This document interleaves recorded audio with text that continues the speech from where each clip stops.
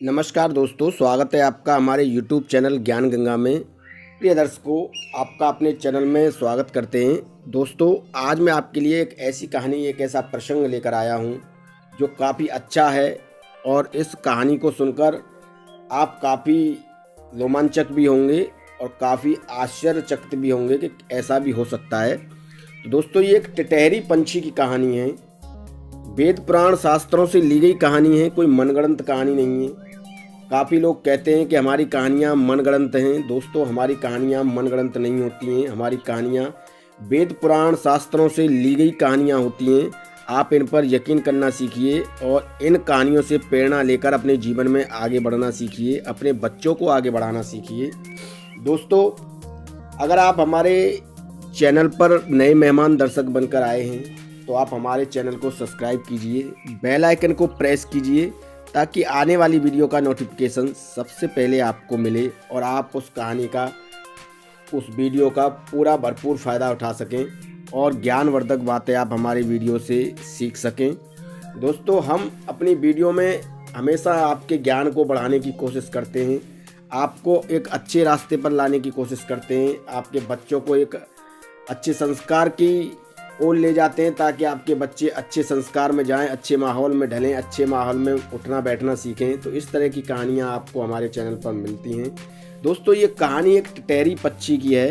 टिटहरी पंछी एक काफ़ी प्राचीन समय में अपनी पत्नी के साथ जंगल में निवास करता था और दोनों काफ़ी हंसी खुशी अपना समय व्यतीत कर रहे थे। काफ़ी खुश थे अपने बच्चों के साथ, टिटहरी और टिटहरी की पत्नी दोनों।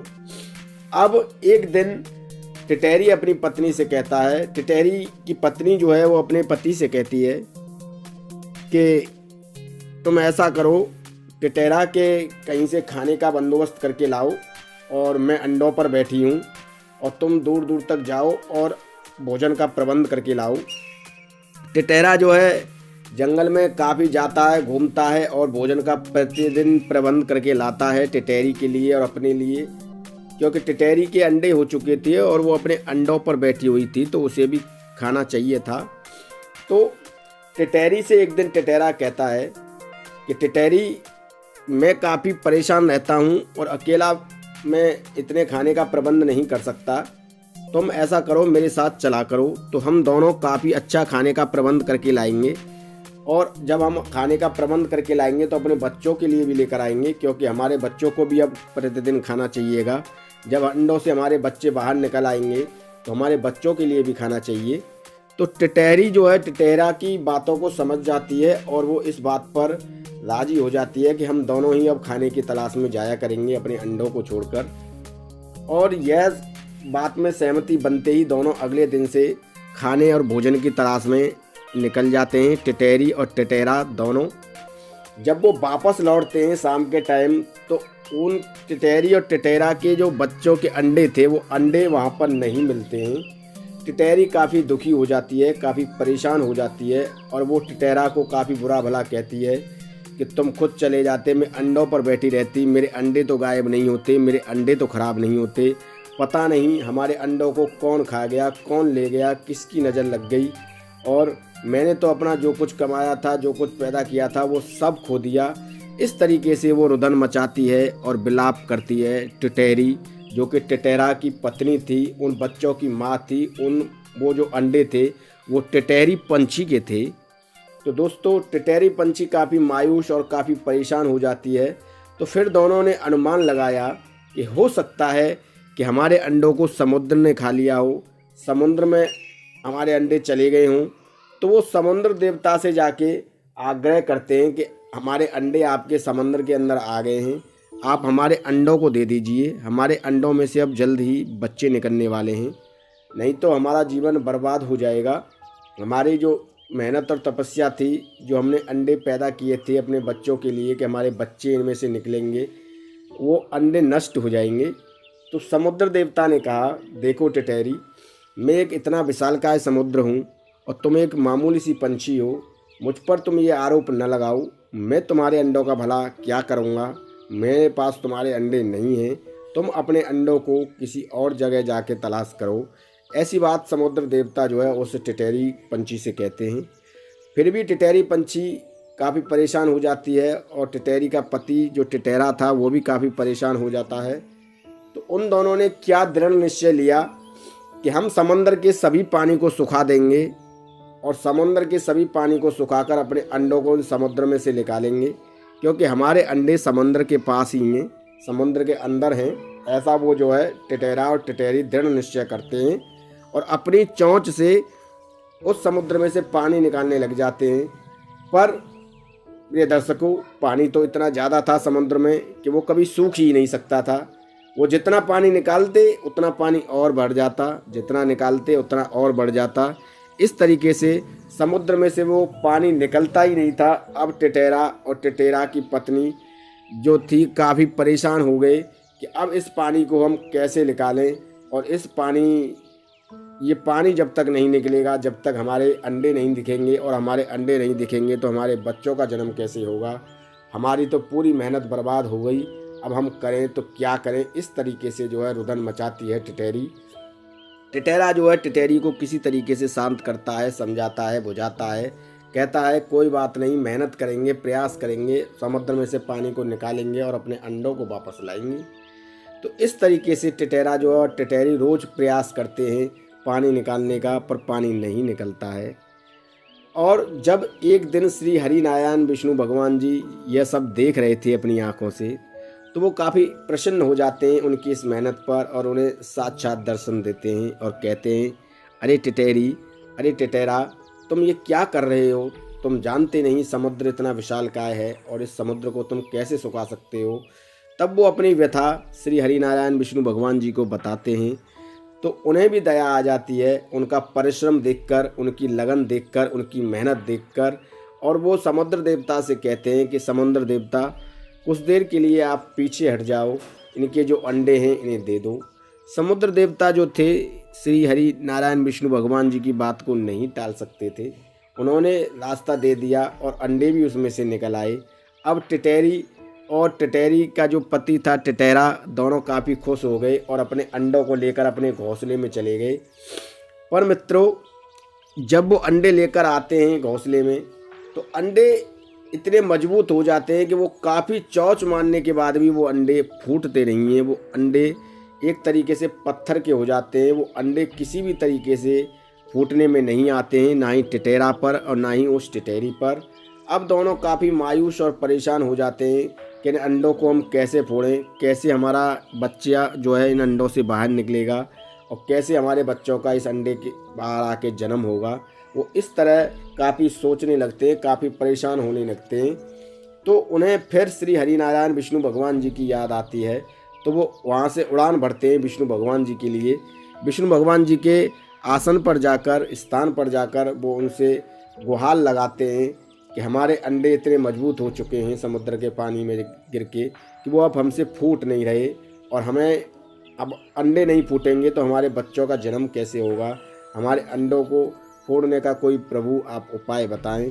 तो श्री हरिनारायण विष्णु भगवान जी खुश हो जाते हैं उनकी इस मेहनत और परिश्रम को देखकर। तो वो एक पारस पत्थर देते हैं कि ये पारस पत्थर लेकर जाओ, इस पत्थर से जब भी तुम अंडों को फोड़ोगे तुम्हारे अंडे फूट जाएंगे। तो वो खुश होकर उस पारस पत्थर को लेकर आ जाते हैं और उस पत्थर से अंडे को फोड़ने की कोशिश करते हैं। तो अंडा फूट जाता है और अंडे से टिटैरा और टिटैरी के बच्चों का जन्म होता है और दोनों खुश हो जाते हैं। पर टिटैरी सोचती है कि अगर कभी भविष्य में हमारे अंडे नहीं फूटते हैं तो हम कैसे फोड़ेंगे। तो वो उस पत्थर में से, जो पारस पत्थर विष्णु भगवान जी ने दिया था, उसमें से एक छोटा सा टुकड़ा अपने पास रख लेती है उस पारस पत्थर से अंडे फोड़ने के लिए।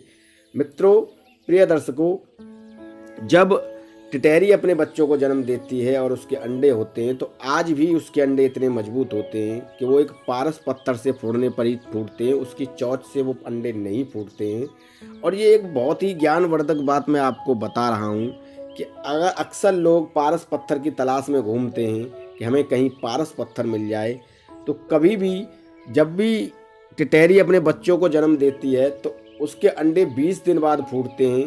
तो अगर आप 20 दिन तक कहीं तलाश करें, उन अंडों पर नज़र रखें कि वो अंडे किससे फोड़े जाते हैं, तो आप वहाँ पर जाकर एक लोहे की लोहे का कोई सामान ले जाएं और उससे उस पारस पत्थर को छुआ कर देखें तो आपका जो है पारस पत्थर आपको मिल जाएगा और इस तरीके से आपको पारस पत्थर की प्राप्ति हो सकती है।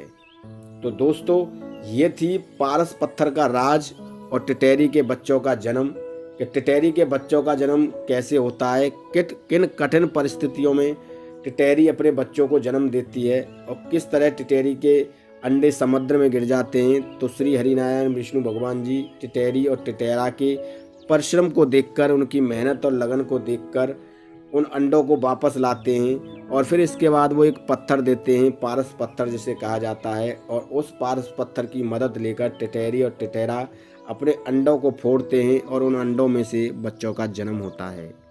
तो दोस्तों, ये कहानी हमें यही प्रेरणा देकर जाती है कि हमें कभी मुश्किल वक्त में हारना नहीं चाहिए, हमें परिश्रम और धैर्य से काम लेना चाहिए।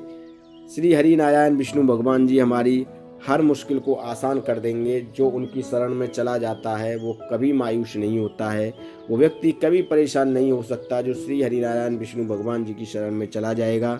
चाहे वो कितनी भी बड़ी समस्या हो, उस समस्या का निराकरण करेंगे और आपको एक आगे बढ़ने का मार्ग भी दिखाएंगे, आपके कार्य को सुलभ भी करेंगे, आपके कार्य को ख़त्म भी करेंगे। तो दोस्तों, हमें हमेशा ईश्वर पर ही भरोसा रखना चाहिए और ईश्वर पर भरोसा रखने के साथ साथ अपनी मेहनत पर भी हमें भरोसा रखना चाहिए। दोस्तों, काफ़ी अच्छी कहानी मैंने आपको वीडियो में बताई है, काफ़ी अच्छा प्रसंग मैं आपके लिए इस वीडियो में लेकर आया हूँ। यह कहानी हमें काफ़ी अच्छी प्रेरणा देती है। इस कहानी को हमें अपने पास पड़ोसियों को भी बताना चाहिए, अपने सगे संबंधियों को भी बताना चाहिए, अपने बच्चों को भी सिखाना चाहिए, ताकि हमारे बच्चे इसी तरह आगे बढ़ें और ये कहानी की प्रेरणा लेकर हमारे बच्चे भी टिटेरी और टिटेरा की तरह एक कठिन परिश्रम करें और दृढ़ निश्चय करें कि उनके जीवन में कभी कोई संकट, कभी कोई मुसीबत इस तरीके की ना आए जैसे कि टिटेरा और टिटेरी पर आई थी अपने अंडे और अपने अंडों में जो बच्चे थे उन्हें को लेकर।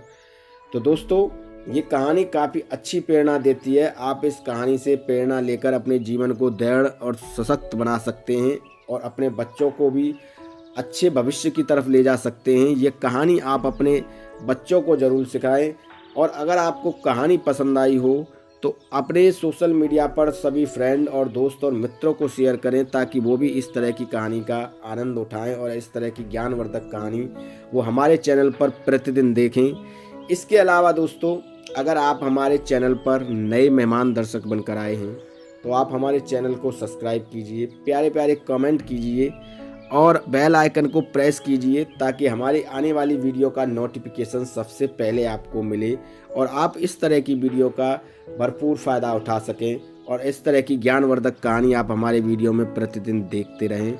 इसके अलावा दोस्तों, अगर आपको वीडियो अच्छा लगा हो तो प्लीज़ लाइक कीजिए, शेयर कीजिए अपने दोस्तों में और प्लीज़ मेरे चैनल को सब्सक्राइब करना ना भूलें।